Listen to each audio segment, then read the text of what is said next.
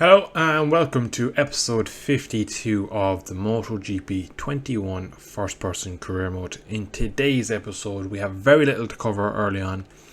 Our Moto3 team, pretty much we can't do anything. We have some team management to do.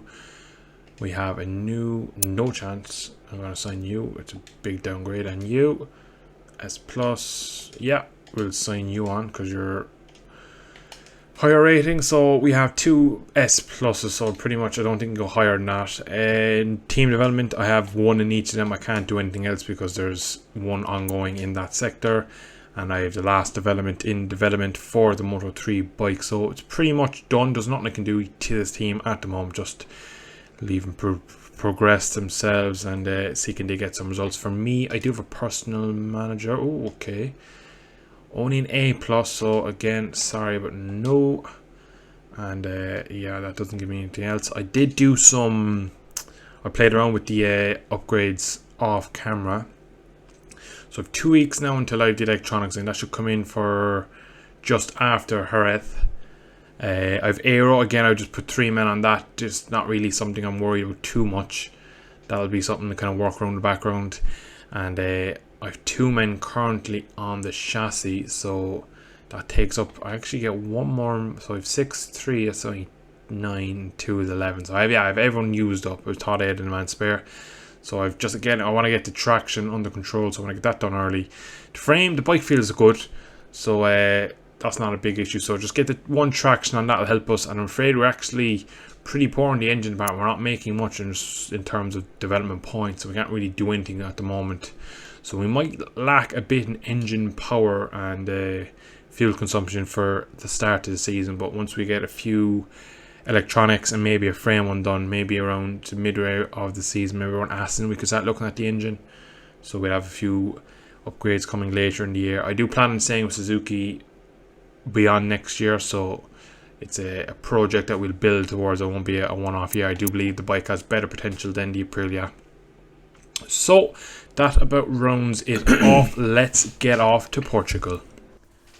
So the pace is not great at this track. I've struggled all the time when I come to this track. I always have a lack of rear grip, and yeah, it's going to be a long weekend.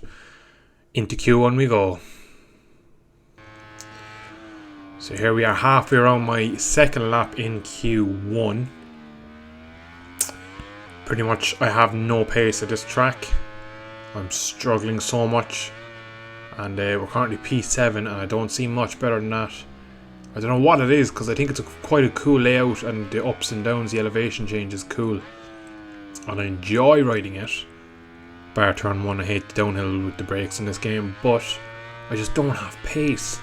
Not in third person, not in first person. I just don't have pace here. I'm actually, right, this is one of the scary things. I'm actually nearly as fast in first person than I am in third person at this track. It's just an overall lack of feeling and pace at this track. We come up to the line, it's going to be 39.1. Which keeps us P7, so we're going to be way down on the grid. You can see Aleix Espargaro and Brad Binder go through, and we end session 8th. Which means we're going to be 18th on the grid. Yeah, it's going to be a tough afternoon of racing. Right, for the race, we're going to go to hard front medium rear. It's not what's recommended. I want braking stability and I want a rear end that isn't too wild. So we'll see how we get on. Marcus has gone the same. So's Paul, so's Frankie. Down to P18. Goodness. But anyway, look, we're going to dig deep. I usually perform better in the race. I'm a bit of a racer, not much of a qualifier in first person in career mode. So we'll see. I'll say positive. We might get some get a bit of luck. You never know. There might be a crash or two or something like that might happen. I just need to stay out of trouble myself. I have unfortunately been in trouble too often with the AI getting punted wide and sending me off and stuff like that. You lose too much time like that. I need to just stay clean. So that's my goal for today, is stay as clean and see can I battle for. I'll go points. I'll see. I won't be too optimistic. I'll take my battle for points. I'll be happy. So here we are. Fabio Quartararo from Miller and Zarco are the front row. And here we are back in 18th position. Into first gear we go. Hardly anyone behind me. 5 red lights. Away we go. And it's been quite a good start. Down at turn 1. We're going to look to make up plenty time. We're up into P15 already. We're going to have to be very careful in 1. We're going to take all the curb just to make sure we don't collision. We've dropped back to P20. P21 at one point. We dive up the inside of Lorenzo Salvadori. And we're still just about P18, P19 where we qualified. And there's a crash here that we just avoid the Honda of, I think it's Alex Marquez, who crashed on the opening lap. That was that could have been end of race. That would have been a massive crash. And then there's another Honda up my inside. That's Paul Espargaro hitting the side of me. That was incredible. And now we're up to P11 because I think a few other riders have gone down and a few others got caught up with that incident. And we just tread the needle. And we're up now behind Valentino Rossi. So we're already into the point. So if we can hold on to this position, maybe stick with Valentino, we might. Just as I say that though, Paul Espargaro drives down my inside. I'm going to go around the outside if I can. That's going to be a brave move. Picking the bike up on exit. And we actually collide again for the second time in this lap. It's only lap 1. We collided twice with the Spaniard. So Rossi now up next, and there's 2 KTMs of Binder, Miguel Oliveira just in front of him. We're going to have to pick them off if we want to score series points today. So Fabio Quartararo leads from Miller and Bagnaia, so Yamaha, Ducati. So we're just going to focus now on see can we get into this battle here for P10. I'd be pretty happy if we could battle for the top 10 today. I said points were on the table, but didn't really think P10. Rossi brakes nice and early, but you can see, look, the way they just cut across you. And there's a crash in front. It's Fabio Quartararo and Zarco. No, Zarco's up to third, Bagnaia into the lead. So we've made up one position. One of the top men in the championship is down. That's a DNF already for him. It's a blot of his copybook.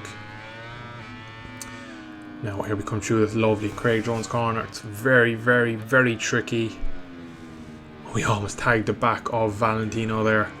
Got really hot into... Oh, again, we contact again with yours truly, Paul Espargaro. And Bagnaia has crashed. And there's riders down here. There is 2 bikes down. I think it was Maverick Vinales on the other Yamaha. So 2 Yamahas down, 1 Ducati down. That has brought us up into the top 9 now. And I think Miguel Oliveira, I don't know where he's gone, but he was just there in front of us. I think he might have been caught up in it, or else he's gapped Rossi. But Binder, we got a great run on the KTM man up the hill. We're going to get Rossi as well, I reckon, up to power 3. But he's definitely going to cut across into the braking. Oh no, Miguel Oliveira's up further. He's in 5th. He's having a great race. Just watch it. Look at Rossi cutting across me, going really aggressive. And Zarco's down. What an absolute crash fest this race is turning out to be. We're into P6. We've managed to dispose of Binder. But Rossi, the devil on the brake, gets us back. So, lap 3 and we're in P6. What a stunning result this would be if we could get a top 5. We've been following Rossi the whole time, and we're going to continue that trend as we're a little bit hot. The Suzuki just a little unstable there on corner inch, and we nearly run up the back of Valentino. Unfortunately, we ran a little wide as well, but we actually we can see the leader, who's Alex Rins, on the Suzuki, the factory Suzuki.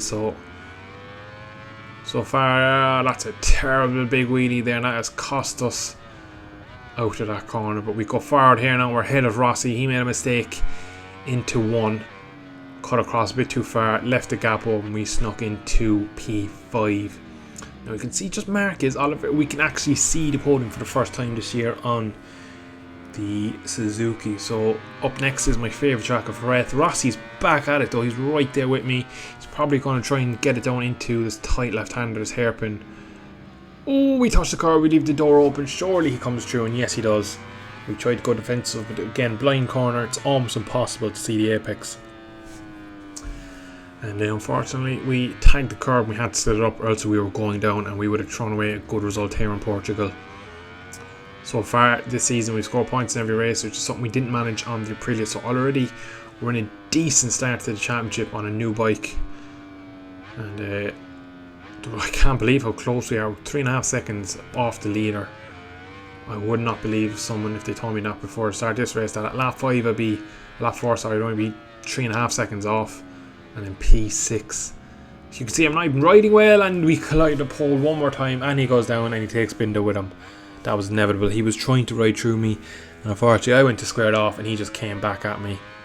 Now what that has done has put a massive gap between me and Bastianini. It's so big they can't even tell us what it is. So keep an eye on that with our second track limits warning of the race. 18 seconds back to Zarco and Nakam, who just crashed. Marquez is up now to P7. So there's crashes all over the place today. We have a 20-second gap. With 0.9 up to Valentino. So we're going to try and dig deep now and see can we reel in the 9 times world champion and make up maybe a P5 today. Could that be possible? He's already made one mistake. We made about 100. But we're still in it for the top of the P5 at the moment. We're going to sit it up, just hear the bike spinning up the hill. Such a fun track to ride. It's just I'm not that good at it. Which is so I've scored points in every race so far this season. I've mentioned I'm on for a very, very good result here. P6 will be our best. We should have got P6 last time out in Qatar. But of course we all know what happened. Getting caught on the back of Zarco and costing myself P6, P7 then.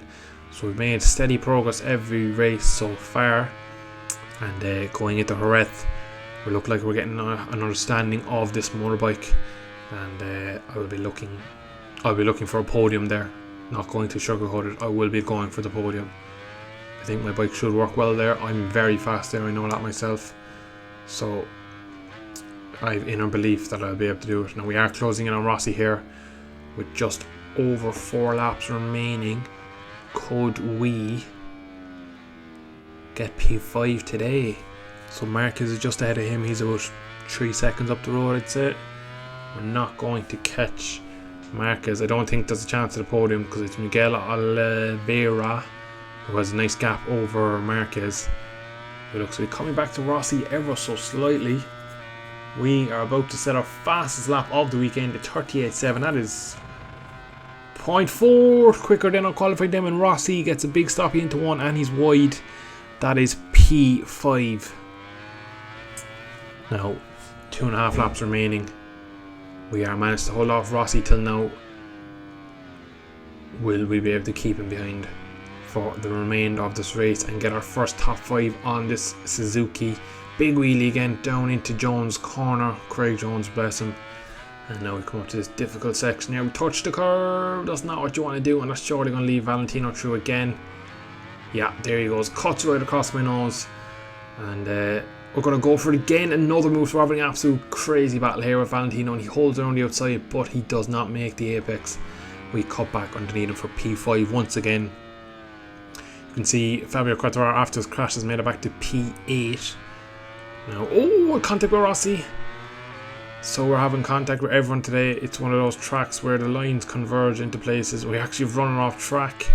Thankfully, didn't get a warning there. We're going to pick it up, power 3, and see if we can catch him up the straight. But we touched the curb there, and that has completely killed our drive. And we're not going to be able to pass him down into 1. But we should be able to make up a small bit of time into 1. Hard on the brakes. Again, missing the apex. I hate that corner. Just do not like it at all. So we are catching back up to him slowly. But with only a lap and a half remaining, I get the feeling VR46 has got this P5 in the bag. We're going to keep pushing. We're going to try our best. Take time out of him there into turn 5 and make that perfect actually. But look, he just seemed to have so much real grip, which is so ironic from Valentino because he just can't get that bike to hook up in real life. We really nailed turn 7. You're right on the apex. You don't hit that apex very often on this game. Well, I don't anyway. Now coming out of Samsung. Don't want to be on the curb there. That just unsettles the bike. We actually do very well in maintaining the lack of wheelie there and come down to Jones. This has been quite a good lap. As we come up now, we're in hot and that has blown. We're wide and we've lost a good half a second there, I reckon, to Valentino. It's up over a second now. So unfortunately, I reckon that could be it. His pace and mine are very similar. I don't know if I'd be able to catch him back up by the end of this race. Once again, I'm going to dig deep now into turn 14 Sagres. I'm going to try and push as hard as we can. We know where we're strong and we know he is weak some places. But my rear medium tyre isn't feeling the best. We got 4 track limits when coming out to the final lap, so we're going to have to be neat on the last lap. So I reckon P6. We just need to kind of settle on it. We're going to keep pushing him and see can we pull him in. He might make a mistake. He has made a mistake in there, but he's managed to pull back, just slightly missing the apex. Now we come through now, turn 2 and into 3, and we're a bit wide again, so we're just starting to again into 4. Or that's 3, they class that as 3 for some reason. But yeah, unfortunately it looks like we're going to be stricken to P6 as a minimum. So it's going to be a good result, but I kind of feel maybe I could have got more out of it with everyone crashing. So yeah, it's a solid overall result if we bring it to the line like this. We just need to keep it clean. We're on actually quite a good lap, like time wise. We're under by nearly 3/10, which is quite ironic. So we are catching him slowly, I reckon. But out of here, he pulls, and that's pretty much it. As he dives down into turn 12 there, he's very strong through here. And into the brakes. Into the final few corners we come now on the final lap, and I'm afraid it's probably going to be P6 unless Valentino has a mare of a last sector, but I don't believe he will. It's going to be Alex Rins who wins, so 2 out of the opening 3 races have been won by Suzuki. Unfortunately neither of them me, but it does show that the bike has potential. We just need to keep developing it, and the victories will come like they did on the Aprilia. But anyway, P6 or says P7 across the line, but it was P6. That was weird. Said that there was Lorenzo Salvadori or something was ahead of me. That was weird. I don't know what happened there, but P6 it turns out. We've yet to get our top 5 race goal. That was our best chance. But you can see only as far, I think P12 actually finished. Yeah. So Lorenzo Salvadori got lapped, I reckon. So he finished before me, and that's why they kind of like glitched out and gave it to him. But we're up now to P8. We're level on points with Valentino, 17 points behind our senior teammate of Mir in the factory team, and we lead the Constructors' Championship. So a good result for Vidal. Fortunately, Hernandez went backwards in the race, but overall a solid race weekend from myself. It was a tricky one where I didn't really have good pace and my rhythm wasn't the best, but we got away with some nice points due to a lot of AI riders spinning it. So up next is Jerez, one of my favourite tracks in the world, one of my strongest tracks as well. I think we got P4 last year here on the Aprilia, on a really bad Aprilia at the time, so I think the podium is realistic, and I believe that I'll be able to do it. So let's see what we can do in Jerez. If we need a top 6 in qualifying, I reckon, and we go from there. But anyway, thank you so much for watching. I shall see you in the next one. Bye bye.